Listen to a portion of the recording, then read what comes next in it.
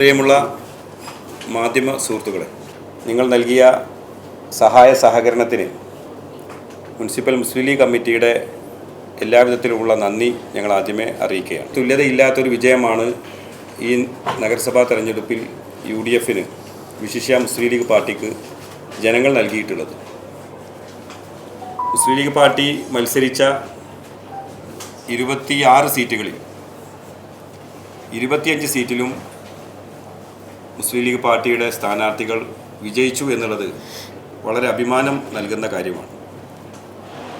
അതുകൊണ്ട് തന്നെ ഈ വിജയത്തിൽ ഒരിക്കലും അഹങ്കാരികളായി മാറാതെ ജനങ്ങൾ നൽകിയ മാൻഡേറ്റ് അത് തീർച്ചയായും ജനങ്ങളോടൊപ്പം നിന്ന് അവരുടെ ആവശ്യകതയും ഈ നാടിൻ്റെ വികസനവും ഒരേപോലെ കണ്ടറിഞ്ഞ് തൊട്ടറിഞ്ഞ് മുന്നോട്ട് പോകും എന്നാണ് ഞങ്ങൾക്ക് പറയാനുള്ളത്.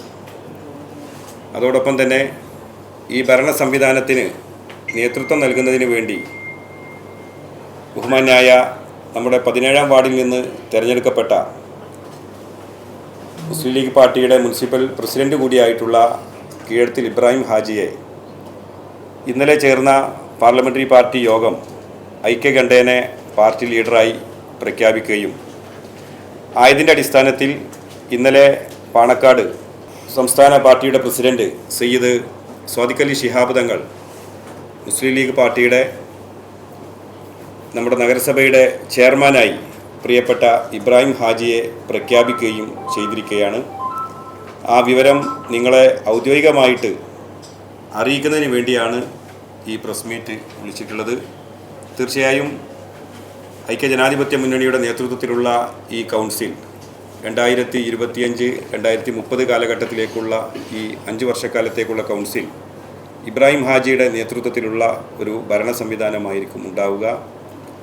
തീർച്ചയായിട്ടും ഒരു ഭരണ സംവിധാനത്തിന് ഇവിടുത്തെ മാധ്യമ സുഹൃത്തുക്കളുടെ പിന്തുണയും സഹായവും വളരെ അനിവാര്യമാണ്. നിങ്ങളുടെ ഭാഗത്തു നിന്നുള്ള വിമർശനാത്മകമായ വെറും പുകഴ്ത്തലുകൾ മാത്രമല്ല, സ്വാഭാവികമായി ഉണ്ടാകുന്ന പാകപ്പിഴവുകൾ അതാത് സമയങ്ങളിൽ ചൂണ്ടിക്കാണിച്ച് ഒരു തിരുത്തൽ ശക്തിയായിട്ട് തിരൂരിലെ മാധ്യമപ്രവർത്തകർ മാറണം എന്നാണ് ഞങ്ങൾക്ക് പറയാനുള്ളത്. നമ്മളെ ബസ് സ്റ്റാൻഡ് ഇപ്പം ബഹുമാനായ നമ്മളെ അബു സാഹിബിൻ്റെ കാലഘട്ടത്തിൽ 81 കാലഘട്ടത്തിൽ അന്ന് കേരളത്തിലെ ഏറ്റവും വലിയ ബസ് സ്റ്റാൻഡായിരുന്നു. പക്ഷേ ഇന്ന് കാലഘട്ടം മാറി ബസ് ടെർമിനൽ എന്നുള്ള രൂപത്തിൽ തന്നെ ആധുനികമായ രൂപത്തിലുള്ള ഒരു സംവിധാനങ്ങൾ ഞങ്ങളുടെ പ്രകടന പത്രികയിലൊക്കെ വളരെ വ്യക്തമായിട്ട് തന്നെ പറഞ്ഞിട്ടുണ്ട്. അതേപോലെ തന്നെ നമ്മളെ ടൗൺ ഹാളിൻ്റെ നവീകരണം, ആ രൂപത്തിലുള്ള കാര്യങ്ങളൊക്കെ തന്നെ അതോടൊപ്പം നമ്മളെ താഴെ തട്ടിൽ വരുന്ന ജനങ്ങളെ ചേർത്ത് പിടിച്ച് നമ്മുടെ ജനക്ഷേമകരമായ കാര്യങ്ങളിൽ തീർച്ചയായിട്ടും ഊന്നൽ കൊടുത്തുകൊണ്ടുള്ള, പ്രത്യേകിച്ച് നമുക്കറിയാം നമ്മളെ ബഡ്സ് സ്കൂളുമായി ബന്ധപ്പെട്ടൊക്കെ ചില പ്രയാസങ്ങളുണ്ട്. നമ്മുടെ ഭിന്നശേഷി നമ്മളെ കുട്ടികളെ അവരെ ചേർത്ത് പിടിച്ചുകൊണ്ടുള്ള സ്വാഭാവികമായിട്ട് ഒരു കാരുണ്യ രംഗത്ത് പ്രവർത്തിക്കുന്ന പൂക്കോയത്തങ്ങൾ ഹോസ്പൈസിൻ്റെയൊക്കെ സ്റ്റേറ്റ് ലെവൽ കൺവീനറിൽ ഒരാളാണ് പ്രിയപ്പെട്ട ഇബ്രാഹിം ഹാജി. അതുകൊണ്ട് തന്നെ അത്തരം അവശത അനുഭവിക്കുന്നവരുടെ വേദനയും പ്രയാസങ്ങളും ശരിക്കും തൊട്ടറിഞ്ഞ് മനസ്സിലാക്കി പ്രവർത്തിക്കുന്ന ഒരു ബാക്ക്ഗ്രൗണ്ടുള്ള നേതാവ് കൂടിയാണ് പ്രിയപ്പെട്ട ഇബ്രാഹിം ഹാജി. അപ്പോൾ സ്വാഭാവികമായിട്ടും അത്തരം മേഖലകളിൽ, കാരുണ്യ മേഖലയിൽ, റിലീഫ് മേഖലകളിൽ സ്വാഭാവികമായിട്ടും പാലിയേറ്റീവ് രംഗത്തൊക്കെ തന്നെ കൃത്യമായ ഇടപെടലുകളും മുനിസിപ്പാലിറ്റിയുടെ പദ്ധതി വെച്ചുകൊണ്ട് അവർക്ക് സഹായകരമായ കാര്യങ്ങളും ചെയ്യും.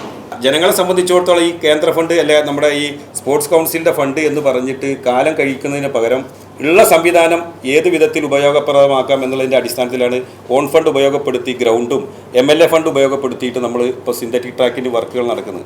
അത് തീർച്ചയായിട്ടും ഒരു 2-3 മാസം കൊണ്ട് ആ പണികൾ പൂർണ്ണമായി ഇപ്പോൾ ഏറെക്കുറെ ബാംഗ്ലൂരിൽ നിന്ന് പുല്ല് പിടിപ്പിക്കുന്ന കാര്യങ്ങളൊക്കെ ആരംഭിച്ചു കഴിഞ്ഞു. സിന്തറ്റിക് ട്രാക്കിൻ്റെ പരിപാടി ടെൻഡർ കഴിഞ്ഞു, വർക്ക് ആരംഭിക്കാൻ പോവുകയാണ്. അപ്പോൾ പ്രാഥമികമായിട്ട് ആ കാര്യങ്ങൾ നിൽക്കുകയാണ്. അതോടൊപ്പം തന്നെ സ്വാഭാവികമായിട്ടും നമ്മുടെയൊക്കെ മനസ്സിൽ കാണുന്ന ഒരു സ്റ്റേഡിയം സംവിധാനങ്ങളുണ്ട്. അത് ഞാൻ നേരത്തെ പറഞ്ഞ പോലെ തന്നെ സ്റ്റേറ്റ് ഗവൺമെൻറ്റിൻ്റെ ഒരു സപ്പോർട്ട് ഇതിന് ആവശ്യമാണ്.